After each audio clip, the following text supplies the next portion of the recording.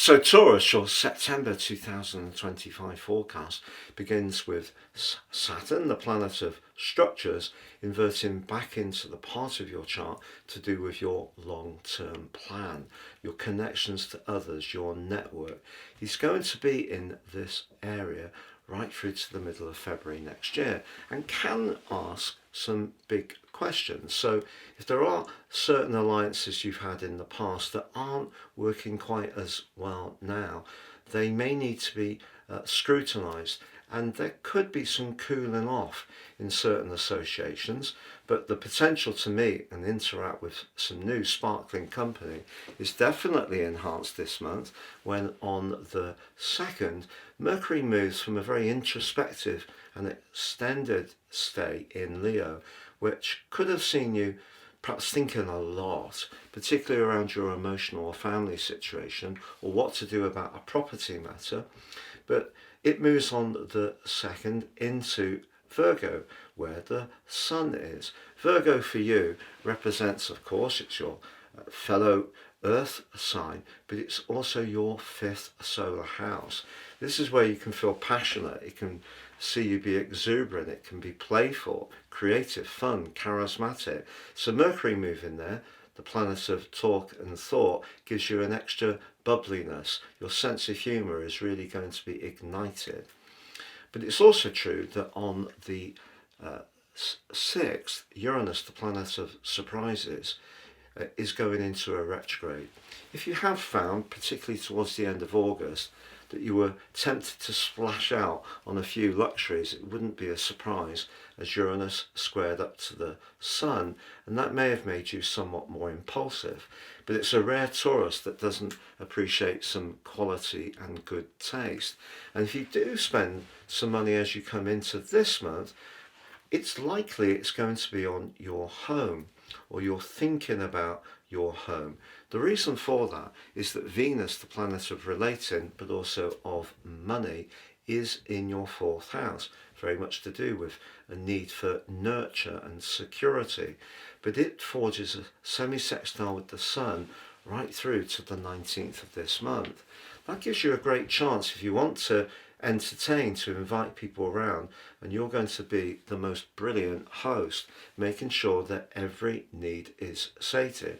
But equally, you may want to redecorate, buy some soft furnishings.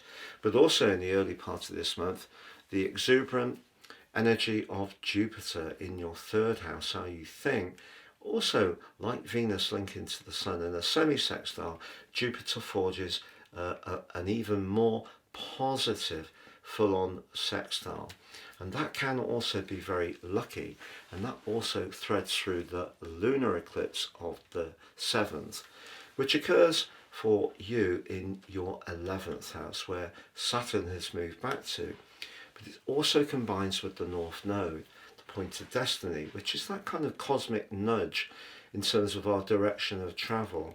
And that's where you could be thinking about refining some of your friendships. Saturn can make you less inclined to accept what's not good enough, and the node with the lunar eclipse can give you the instinct to align with who can be good for you. But in any kind of association, particularly playful ones, the position of the Sun in Virgo is insisting, particularly as it aligns with Mercury exactly on the 13th in the Cazimi, that you feel that you can be truly, authentically yourself.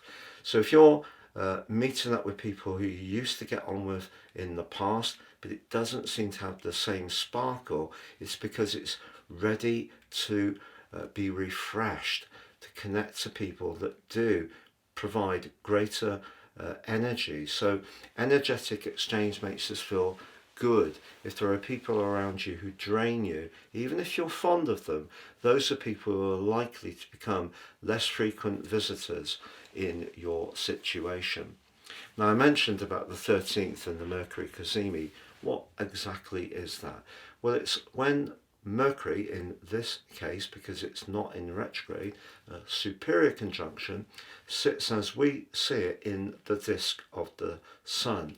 So there's a magnification of the Sun's warmth of Mercury's energy. So you could find yourself very creative, very imaginative in what you come up with at the heart of this month. But then Saturn goes on to get into a bogged down and rather punishing opposition, unfortunately, with Saturn.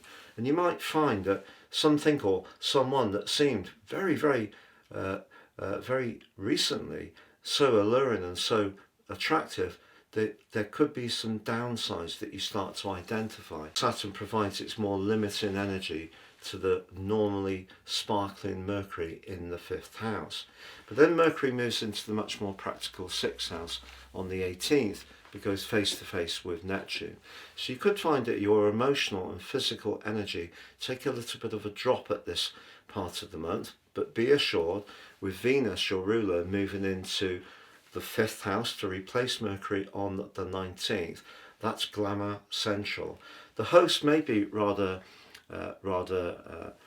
times focused on the details, maybe a little bit more on the routines of life, but Venus can also make us much more realistic in Virgo. It is technically in its fall, but for you it is about playfulness, but it's playfulness with a purpose. So, if you're doing something around, say, fitness, and you're doing it with other people and it's fun, you get the social dynamic, but you're also turning it to your advantage in that it can also be virtuous as well.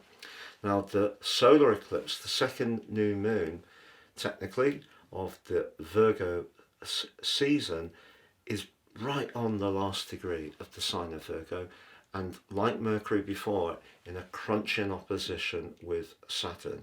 So this can be quite a challenging solar eclipse. And over the next 6 months, as I mentioned before, those relationships that may have been pretty steady for some times but aren't really working anymore, you can find yourself wanting to close the door on those and move towards alliances that are more meaningful. And if there is someone that you're strongly attracted to, it is going to show up from the 22nd for the following near to 7 weeks as Mars punches into its second home zone, the very deep, passionate, and sometimes very intense energies of Scorpio. But Mars does square up with Pluto, and if there are relationships at work where you feel that someone is using their power in some kind of nefarious way, rather controlling or perhaps forceful unnecessarily, and trying to work you around in a way that you're not comfortable with, the autumnal equinox on the 22nd is going to see you think about a new job over the following 13 weeks, but specifically over the following 4 weeks as the Sun makes his way through the sign of Libra. Now, Libra, for all of us, is a sign which appreciates fairness, balance, equilibrium. But for you, those principles need to show up around your health, your physical health, your daily structures, but also around your work obligations and responsibilities.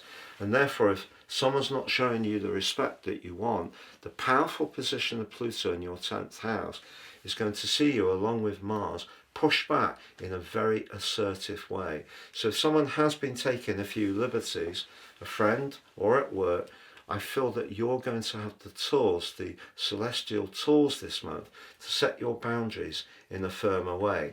But I also feel, Taurus, you can have some fun this month for sure, and a lot of fun at that. And just be aware that with Uranus going retrograde from early in the month, it still forges an imaginative link to Pluto. If you are wanting to change your connection to the world at large, you're wanting to do something that makes you feel more alive, you're wanting to free up money in a more imaginative way, that continues to be very helpful to you, despite the fact that they're both going to be in a retrograde. If you'd like to work with me one-to-one, please check out my testimonials below. Please also check out my new website at patrickarundell.com. You can download your free natal chart with a stunning free interpretation.